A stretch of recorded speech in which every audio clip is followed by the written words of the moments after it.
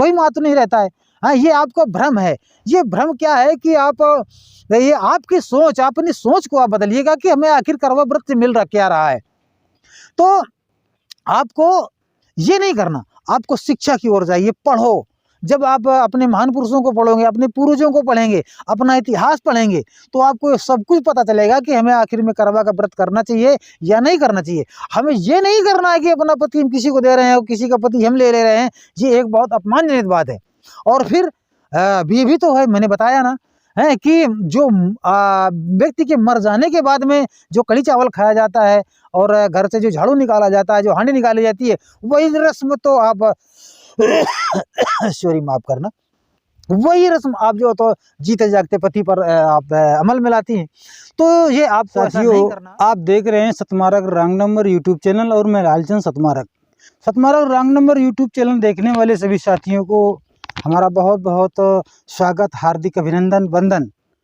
और संत महान पुरुषों की विचारधारा पर चलने वाले सभी साथियों को क्रांतिकारी जय भीम, नमो बुद्धाय और मेरा आप जय भीम स्वीकार करें। साथियों, आज हम कुछ करवा चौथ के बारे में चर्चा करेंगे। क्योंकि हमारा ये भोला भाला समाज ये करवा चौथ या मतलब भक्ति ये की ओर ज़्यादा दौड़ रहा है। और ये आज से नहीं, ये पूर्वजों से भी भक्ति चली जा रही है। तो भक्ति करने का कुछ लोगों का मकसद होना चाहिए, किसी उद्देश्य, कोई उद्देश्य होना चाहिए, और उनका होता भी है उद्देश्य। जैसे कि अभी आने वाला है करवा चौथ। तो करवा चौथ में लोगों को इस बात पर ध्यान देना चाहिए कि जो व्रत हो रहा है वो कैसा व्रत हो रहा है। हमारी माताएं, बहनें, बेटियां जो व्रत करती हैं, तो वो व्रत का इनका क्या मकसद होता है।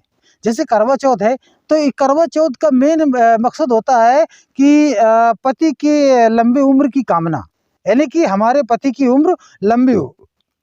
और हम मतलब हमसे पति से पहले ही हमें मर जाना चाहिए, और पति हमारे मरने के बाद में मरे हैं। इस तरह से जो तो उनके अंदर ये विचार होते हैं, ये ख्याल होते हैं।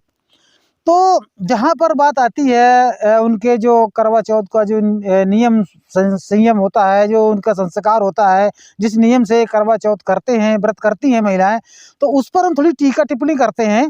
तो हालांकि विशेष हम कुछ जानते नहीं हैं, मगर हम जो देख रहे हैं उस पर हम तर्क करते हैं। जैसे कि जब इनका जिस दिन का व्रत होता है करवा चौथ के दिन, उस दिन ये क्या करती हैं कि सारा दिन तो खाना नहीं खाएंगी। अगर कुछ खाती भी हैं तो इनके खाने का भोजन होता है मिठाई या अन्न से हट करके, जो रोज़मर्रा खाते हैं वो नहीं खाया जाएगा। मिठाई खाएंगी और फल फ्रूट खा लेंगी। तो ये इनका भोजन होता है। और शाम को ये जब व्रत तोड़ते हैं तो उसके पहले ये लोग क्या बना करके रखते हैं कि कढ़ी चावल, इनका इस व्रत तोड़ने का जो मेन भोग होता है वो कढ़ी चावल होता है। तो दिन में तो ये मिठाई खा लेती हैं और रात में कढ़ी चावल कर लेती हैं। तो एक बार हम इस बात पर विचार करते हैं कि जब हमारे यहाँ व्यक्ति मरता है, तब क्या होता है कि जब व्यक्ति मरता है उसके मरने पर कढ़ी चावल खाया जाता है। और इधर ये माताएं बहनें जो है तो जो करवा सजाती हैं, और उसमें क्या है कि वो जो बढ़नी, जिसको बढ़नी झाड़ू बोलते हैं, हम लोग बढ़नी बोलते हैं देहात में, तो ये बढ़नी के जो तो कई सीके का ले करके जो तो उसमें करवा में की टोटी में खोस देती हैं। तो एक बार और विचार करते हैं कि जब व्यक्ति मरता है तो उसके साथ में झाड़ू ले जाया जाता है, और एक हांडी भी ले जाया जाता है, बढ़िया, जिसको वो करवा का रूप है वो बढ़िया बोलते हैं, उसको हांडी बोलते हैं। तो ये हांडी लेकर के वहाँ उसमें जो तो गांव के बाहर निकाली जाती है। सभी के यहाँ, हमारे यहाँ का ये रस्म है। अब पता नहीं कहाँ मतलब आप लोग कहाँ से वीडियो को देख रहे हैं। तो जो मेरे यहाँ की रस्म है मैं बता रहा हूँ कि यहाँ पर जो तो एक हांडी निकाली जाती है, और हांडी के साथ में एक झाड़ू निकाली जाती है, और वहाँ पर कुछ मिठाई रखी जाती है, और जो भी वो पदार्थ नशा करता है वो नशा भी उसके साथ में रखा जाता है। तो इसी तरह से बिल्कुल सेम जो तो बहनें करती हैं। तो मेरे हिसाब से उनके लिए ये अपशगुन है, ये नहीं करना चाहिए। उनको ये भोजन चेंजमेंट हो जाता तो भी चलता, बाकी जो हमारे यहाँ मरने पर भोजन किया जाता है वही हमारी माताएं बहनें जो तो उस करवा चौथ के व्रत के दिन वो वही भोजन होता है, बिल्कुल वही संस्कार होता है।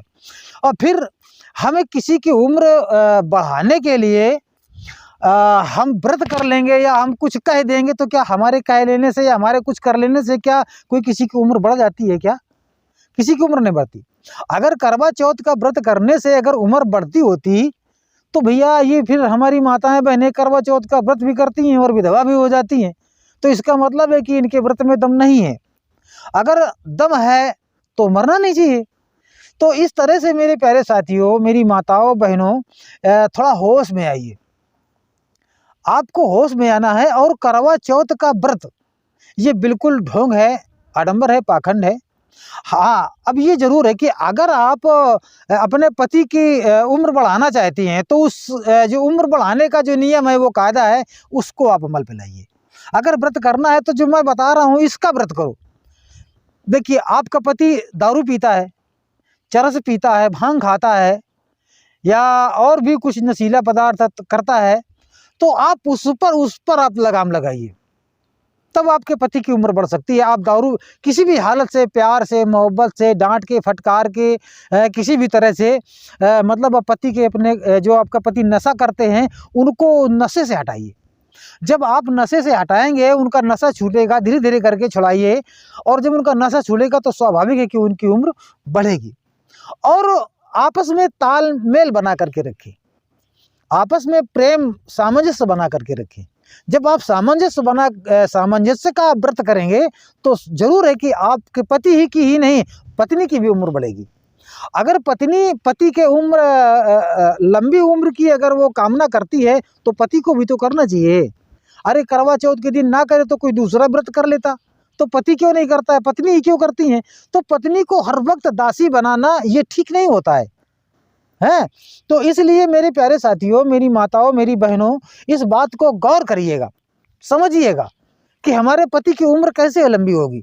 हम पति की उम्र लंबी करने के लिए करवा को सजाते हैं, और करवा को सजा करके 5-7 जो महिलाएं बैठती हैं, तो करवा सजाने का मतलब क्या होता है? पति को करवा मान लेती हैं। भाई पति को ही तो करवा मानती है, तब उनको सजाती हैं। और जब पति को करवा सजाती हैं तो भैया ये चांद से इनका क्या संबंध है? चांद से इनका क्या रिश्ता लगाती हैं? और चांद तो एक ग्रह है, और एक ग्रह से आप कोई कामना करते हो, ग्रह आपको क्या दे देगा? इसलिए शिक्षा की ओर जाओ, जब पढ़ोगे तो समझ में आएगा चांद क्या है। चांद को चलनी दिखाने से क्या मिलेगा? चांद को वो चलनी दिखाने से क्या मिलेगा? क्या मिलता है? वो चांद, वो ग्रह आपको क्या दे देगा? और इसी तरह से आप जो है तो जब ये करवा को अपना पति मान लेती हैं तो साथ है वहीं पर देखो देवरानी भी है, जिठानी भी है, सासू माँ भी हैं, और पास पड़ोस की ननद भी हैं। तो ये सारे लोग क्या करते हैं कि वो करवा को रख करके एक दूसरे को करवा ट्रांसफ़र करती हैं, बदलती हैं। करवा की तरह बदलना है ना, इसको अपना करवा उनको दिया, उनको करवा अपना दिया। तो जब आपने पति मान लिया है तो ये अपना करवा आप ननद से क्यों करती हैं? ननद से ट्रांसफ़र क्यों करती है? भाभी का करवा आपने ले लिया और अपना करवा भाभी को दे दिया, तो इसका मतलब ये हुआ कि आपने अपना पति भाभी को दे दिया और भाभी का जो पति आपने ले लिया।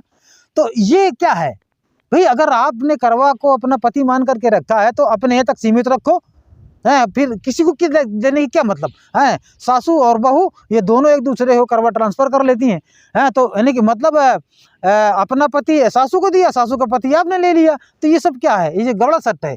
ये क्या है?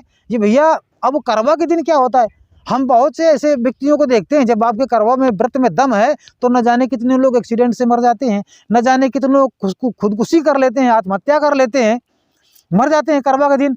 तो आपके करवा व्रत का कोई महत्व रहता है क्या? कोई महत्व नहीं रहता है। हाँ, ये आपको भ्रम है। ये भ्रम क्या है कि ये आपकी सोच, अपनी सोच को आप बदलिएगा कि हमें आखिर करवा व्रत से मिल क्या रहा है।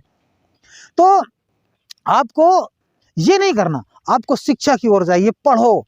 जब आप अपने महान पुरुषों को पढ़ोगे, अपने पूर्वजों को पढ़ेंगे, अपना इतिहास पढ़ेंगे, तो आपको सब कुछ पता चलेगा कि हमें आखिर में करवा का व्रत करना चाहिए या नहीं करना चाहिए। हमें ये नहीं करना है कि अपना पति हम किसी को दे रहे हैं और किसी का पति हम ले रहे हैं। ये एक बहुत अपमानजनक बात है।